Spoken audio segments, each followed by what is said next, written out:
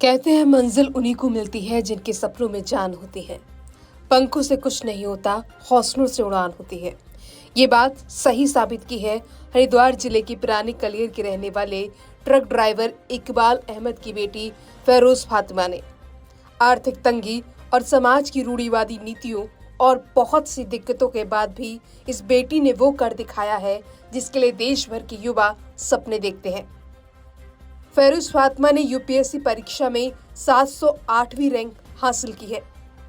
बेटी की कामयाबी हासिल करने के बाद घर में खुशी का माहौल है।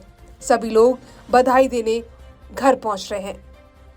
हमारे साथ मौजूद हैं फातिमा, जिन्होंने ये किया। फातिमा, सबसे पहले आपको बहुत मुबारकबाद समाचार प्लस ओटीटी की तरफ से। फातिमा, आज आपने जो है इतना बड़ा जो एग्जाम है वो क्लियर किया है। आईएएस जो है सबसे बड़ी परीक्षा होती है देश की, तो इसे आप किस तरीके से देख रहे हैं? कि आपको दिक्कतें आई, किस तरीके का मसला रहा, क्या माहौल रहा? आज मैं आपको बताती हूँ, मेरा नाम फेरोज फातिमा है। मैं बेसिकली जिला हरिद्वार से बिलोंग करती हूँ, पिरान कलियर शरीफ से। मेरा बचपन से ही ड्रीम था कि मेरे को यूपीएससी करना है और आईएएस बनना है। लेकिन उस आईएएस बनने के सपने में मेरे को इतना स्ट्रगल फील करना पड़ा है कि जैसे कि फाइनेंशियल कंडीशन हो गई है। कभी कभी ऐसा होता था कि मुस्लिम कम्युनिटी से हूँ तो लोग बाग बोलते थे कि बच्चे को क्यों पढ़ा रहे हो, क्यों ही पढ़ाना है, क्या करोगे पढ़ाकर, बाहर भेज रहे हो, पता नहीं क्या कर रही होगी लड़की।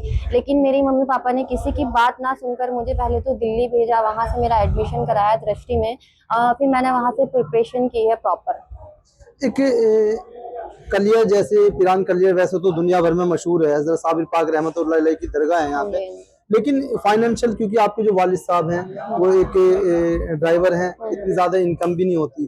उसके बाद किस तरीके की दिक्कत है उस वक्त आपको आई जब आप स्कूलिंग में थी? कहाँ से स्कूलिंग हुई, फिर आपका कॉलेजेस हुआ, और उस जो दिक्कत है और जो जद्दोजहद था वो सफर कैसा रहा?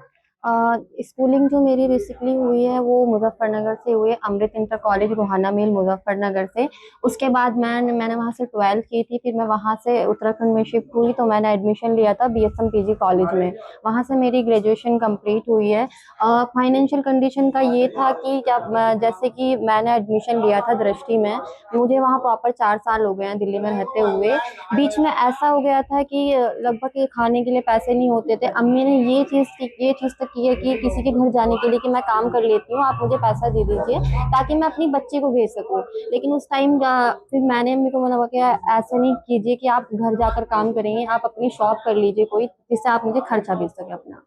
तो कोई ऐसी इस तरीके की यादगार स्कूलिंग टाइम से लेकर अब तक? माँ बाप हैं आपके, उन्होंने मजदूरी की, आपके जो फादर हैं उन्होंने गाड़ी चलाई, आपकी अम्मी आप बता रहे हैं कि कोशिश की कि भाई उन्होंने घरों में भी काम किया लेकिन फिर दुकान की। उसके बाद कोई ऐसा कोई तो होगा कि जिसने कुछ मदद की हो, कुछ ऐसा कुछ खास लोग या कोई यादगार एक पल लम्हा? हाँ, मेरे फैमिली सपोर्ट ने मुझे हेल्प की है। बेसिकली मेरी बुआ जी है, उन्होंने हमारी बहुत हेल्प की है।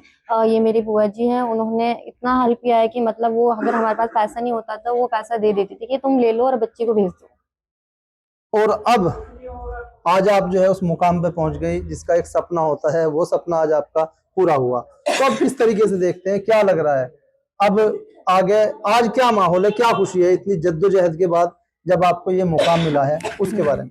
हाँ, मुझे बेसिकली अभी ये नहीं रैंक डिसाइड नहीं हो रही, डेजिग्नेशन डिसाइड नहीं हुई कि आईएएस मिलना है, आईपीएस मिलना है। लेकिन खुशी हो रही है कि मैंने अपने जिले का नाम रोशन किया, देश का नाम रोशन किया। हर लड़की चाहती है कि हम आगे भविष्य में जाकर कुछ ऐसा करें जिससे हमारे जिले का और देश का नाम रोशन करें। मैं यही कहना चाहूंगी कि अगर हम आईएएस बनने का ड्रीम कर रहे हैं तो उसके लिए कुछ सेक्रीफाइसेस होती हैं जो हमें करनी पड़ती है। रातों की नींद गंवानी पड़ती है कि यह है कि रातों को बैठकर बेसिकली पढ़ना ही होता है। सोशल मीडिया से थोड़ा दूर रहेंगे तो हम कामयाब हो सकते हैं। आज जो है फातिमा कामयाब हो गई हैं और देश की सबसे बड़ी सर्विस में जाने के लिए जो एग्ज़ाम क्लियर होता है वो इन्होंने कर लिया। खुशी का माहौल है, रिश्तेदार हैं, दोस्त हैं और जितने भी जानने वाले हैं और कुछ नए लोग भी, वो आज इनके दर पे बधाई देने के लिए आ रहे हैं। कितनी सारी दिक्कतें रहीं, इनकी माँ, उन्होंने काम करके इन्हें पढ़ाया, मजदूरी करके पढ़ाया। इनके जो फादर हैं, जो इनके पिताजी हैं, उन्होंने गाड़ी चलाई और इन्हें पूरा सपोर्ट किया। आज सब लोगों में खुशी का माहौल है और समाचार प्लस ओटीटी की टीम भी इनकी खुशी में शामिल हुई है।